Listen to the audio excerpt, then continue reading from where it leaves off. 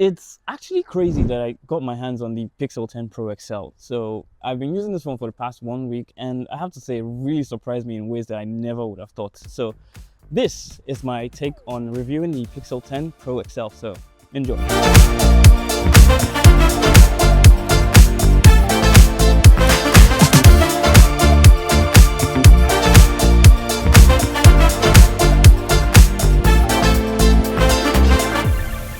My first impressions on holding this device is that it feels slightly more premium than the Pixel 9 Pro, which is what I'm going to be using for the benchmark in this video. So we can see what has improved over the past year and whether you should upgrade to the Pixel 10 Pro XL or not, or just wait till next year's lineup.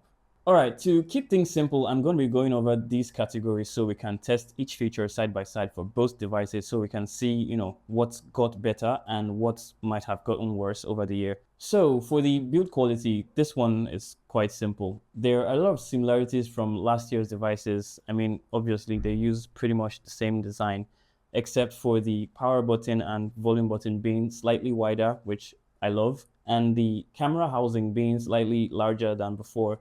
But for this one, I'm not sure how to feel about that.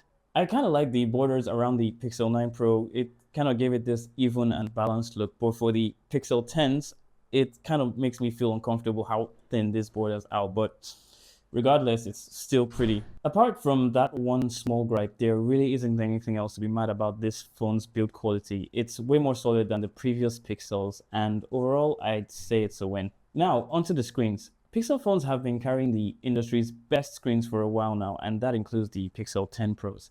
The XL has a 6.8-inch screen that gets searingly bright at a maximum brightness of 2200 nits and a peak brightness of 3300 nits, which is great for when using this phone outdoors. And I've never had an issue with that while using this phone outdoors, even with the extreme sunlight that we have here in Lagos. But if you're in bed at night and don't want to lose your eyesight, it also has an impressive minimum brightness of 2.2 nits, which is crazy. I also love the fact that it's an LTPO display, and we've been getting that for a few years now since the Pixel 6 Pro, but has actually gotten better over the years. And what this means is that the phone can adjust its refresh rate all the way from 1 Hz up to 120 Hz, depending on what you're doing on screen. And what this makes for is great battery life efficiency. This screen also has a great color profile, so watching movies and consuming all types of content is just proper on this device. So if you want to see the full specs of the screen, just put it up here in the video or somewhere around. I don't know. So now, speaking of consuming content, let's talk about the speakers on this phone. Like in my last video reviewing the Pixel 9 Pro, you can go watch that if you haven't, link in the description or somewhere up here. I fully expressed my disappointment in the speakers on Pixels, especially the Pixel 9 Pro, which by all means does not have a terrible speaker. It just doesn't have enough improvement from the previous generation, which in contrast to iPhones is just worlds apart. So now you can imagine the joy I had when I heard the speakers from the Pixel 10 Pro XL. I'm telling you, this has to be the biggest leap they've made in years. Now I can finally say that the speakers on a Pixel are at least 90% as good as that of an iPhone. And yeah, I know it's still not there yet, and that's even for iPhone 16s. I haven't gotten the chance to test the 17 lineup yet. So if you are enjoying the video so far, please consider subscribing to the channel, and a like to the video would mean so much to me. Plus it would help more people see the video, and the more views I get, the more I can get devices to review, which in turn grows the channel. But now back to the speakers. I definitely don't have top tier mics to do this testing, but I will try my best to record the speakers from these two phones so you can see the difference for yourself.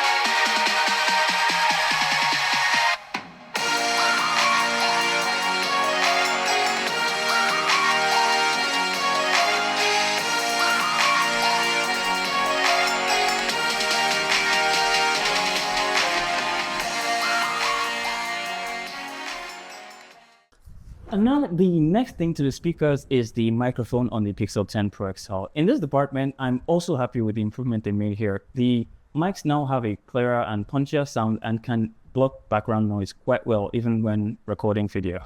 You can listen to these samples of the microphone from the Pixel 9 Pro and the Pixel 10 Pro XL and let me know what you really think, if it has gotten better or worse, in the comments below.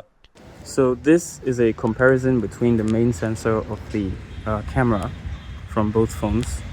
On the left is the Pixel 10 Pro XL and on the right is the Pixel 9 Pro. So this is a comparison between the main sensor of the camera from both phones. On the left is the Pixel 10 Pro XL and on the right is the Pixel 9 Pro. Now, one of the best things about this phone is that I've never actually struggled with mobile network connectivity or Wi-Fi connection, even in places where I would normally get the A sign on my network bar. I find myself comfortably sitting around the LTE range. For connectivity, I'd say you'll have like zero problems with the Pixel 10 Pro XL. But when it comes to the performance, this is usually where the deal breaker comes in for most people that really want to choose a Pixel but just can't. But for me, in the normal day-to-day usage, you aren't going to notice any issues with the Pixel 10 Pro XL's performance at all. In fact, it feels so smooth and snappy, and honestly, over 70% of people won't need any more power than this phone offers. And I will tell you this right now, if you're looking to buy a smartphone strictly for playing the latest and greatest games, you'll be better off getting a flagship Samsung phone from 2024. I honestly don't know why Google hasn't really paid attention to this area, so gamers can also feel very comfortable using a Pixel phone. Although right now the Pixel 10 Pro XL has had up to 30% increase in raw performance compared to how it was on release, and that's thanks to the recent updates that further optimized the phone, but it's still nowhere close to the performance of the likes of S25 Ultra or the iPhone 17 Pro Max.